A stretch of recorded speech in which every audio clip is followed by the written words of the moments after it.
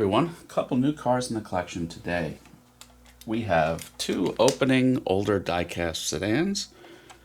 This is a Ford Falcon XR8. It is the BA generation, and again, this would have been an Australian car that we would have not gotten in the US, so that makes it kind of neat. The Australian market, to this day, they remain pretty obsessed with V8s and rear-wheel drive, things that I enjoy that America has kind of given up on. So again, this is about 20-year-old opening diecast by Biante, or Bianti. I've heard it said both ways. It's kind of like a division of Auto Art, very similar quality to an older Auto Art. Some really nice features. The first is the hood pops. You can see there's a button here, and it might take two hands to do it right. So when I pop the button and I open the hood, there's an actual hood clasp that engages right there, if you can make that out. Really neat. It's spring loaded. Really cool. Lots of underhood detail. You've got dog legs, but you do have little hood struts. Look at all the ignition wires and the hood the battery, positive and negative. And again, this is a V8. Unlike our Mustang of the day that would have gotten a 4.6, this is a 5.4 liter mod motor, about 350 horsepower, so pretty substantial. Looks like you've got open mesh at the front. Not quite open mesh, simulated mesh, at least at the bottom. The paint color is really cool if you can see all the candy in it. There's a little bit of paint rash because, again, older diecast has its pluses and minuses. So you have all four opening doors. And if you look, that is a opening glove box. That's neat. Carpeting. You have the seat, which goes forward and back. I mean, this is a loaded feature diecast. The rear door, of course, opens too. You have fabric seat belts with convincing maybe metal clasps. Wheels and tires are pretty decent. You have an open carpeted trunk. What's that, dog hair? I love how things in my house are here for only a matter of minutes, but we still managed to get dog hair in there. So, welcome. Underneath, detailed out chassis and exhaust.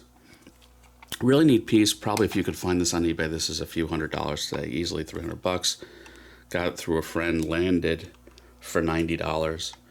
At that price, I'm certainly not mad at it. Fully opening diecast is always worth it. And it is a limited edition with certificate. Car number 608 out of 3,000.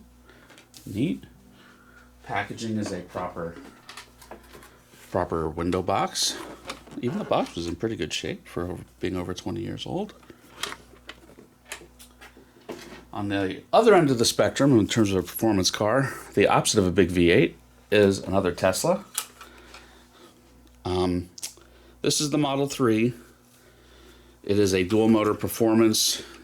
If you know your Teslas, which I don't know, it's worth knowing your Teslas. On the back, if you see dual motor and it's underlined, that's how you know it's a performance. There's not too much to say about these. There's not that much going on, but it is opening diecast. You'd call this a dealership model. LS Collectibles also makes this, but it would be sealed. This is opening diecast. So, again, you do have dog legs, but you do have scale struts. You have a carpeted frunk, if you can make that out. It is carpeted.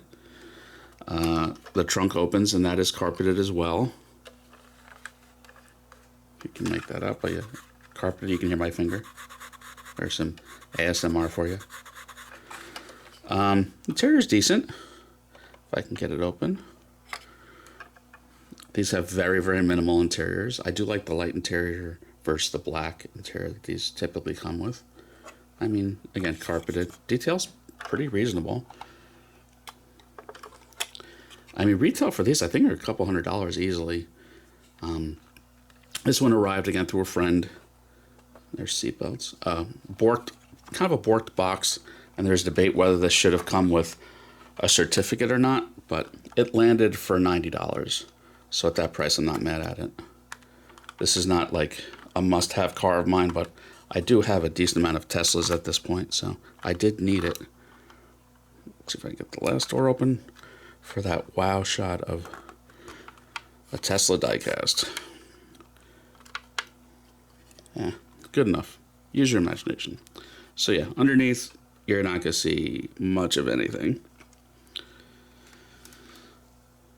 So packaging, which is pretty beat up, and it's missing like a chunk of the inner styrofoam.